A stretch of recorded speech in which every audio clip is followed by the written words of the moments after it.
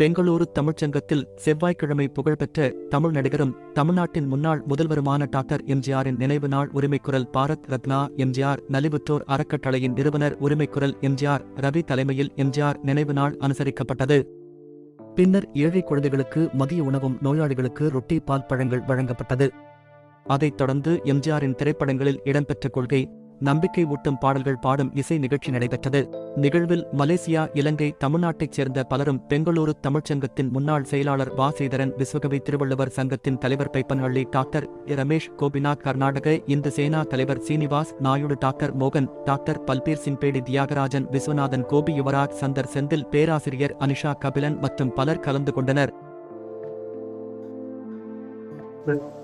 அவரை மனதிற்கு இல்லாத சூழ்நிலையில் ஐயா அவருடைய வலதுகரமாக இருந்து அதே ஓரிரு நாட்களில் மறைந்து இன்றைக்கு புகைப்படத்தில் அலங்கரித்து கிருஷ்ணாயாவை நான் நினைவு கூறுகிறேன். டிசம்பரிலே மறைத்தவர். மற்றவர்கள் எல்லாம் எப்படி வேணாலும் புகழ் பாடலாம். நான் மூத்த பத்திரிகையாளர் என்ற முறையிலே நான் பலமுறை அவரை சந்தித்திருக்கிறேன். அப்பொழுதெல்லாம் புகைப்படம் எடுத்துக் கொள்ளக்கூடிய வசதிகள் இல்லை. ஆனால் பல நிகழ்வுகளிலே கலந்து கொள்ளக்கூடிய வாய்ப்பு உண்டு. அது மட்டுமல்ல, ராமவரம் தோட்டத்திலே அவர் வாழ்ந்த மேசையிலும் அவர் உட்கார்ந்திருந்த சோஃபாவிலும் உட்கார்ந்த பெருமை எம்ஜிஆர், டாக்டர் எம்ஜிஆர் ரவி அவர் சாதாரணமாக மனிதர்கள் இந்த ஊலகத்தில் பிறப்பார்கள், மறைவார்கள். ஆனால் மனிதனாக வாழ்ந்தவர்கள் சிலர். இதற்கு காரணம் என்னவென்றால், அவர்கள் வாழ்ந்த காலத்தில் அவர்கள் இந்த போராட்டத்தில் விட்டு சென்ற காரணங்களை கடந்து அனைத்து ஆலோசனைக்கும் போதே இவர் உண்மையான மனிதர் என்று நாம் அவரை நிறைவாக வாழ்ந்த மனிதன் என்று போவோம். இதையே ஆங்கிலத்தில் லெகசி என்று போடுவது. பகவான் திரௌபதி திருக்கோயில ஒவ்வொரு செங்கலும் அவர் பேசணும். நான் யாருக்கிட்டே வாங்க மாட்டேன், யாரா செங்கல் மட்டும் வாங்க மாட்டேன். அவர் ஆளுநர் செங்கலா தான் இருக்கணும் அப்படின்னா அந்த திருக்கோயில் முழுவதும் அவர் தான். உங்களை நான் அன்போடு கேட்டுக் கொள்கின்றேன். அந்த இறைவனுடைய பாடல் பாடும் பொழுது உற்சாகத்தோடு அன்புவோடும் அவரை நீங்கள் பாடும் பொழுது ஆட்டோமேட்டிக்காக உங்களுக்கு அந்த பாடல். என்னோடு ஒரு அம்மையார், அவருக்கு வயது இருக்கும், ஒரு 90 வயது இருக்கும். ஒரு இஸ்லாமிய சமுதாயத்தை சேர்ந்த பெண்மணி அந்த அம்மையார் அவர்கள்.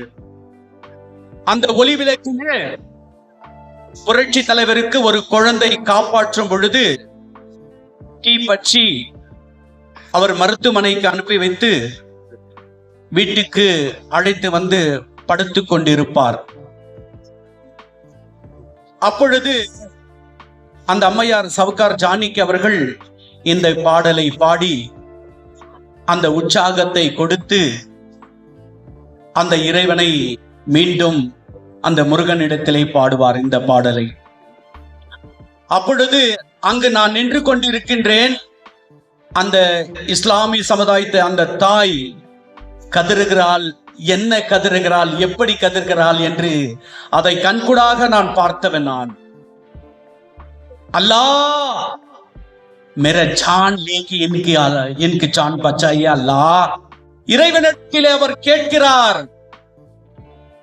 யார் கேட்கிறார்? அல்லாஹ் இடத்திலே கேட்கிறார். இறைவா,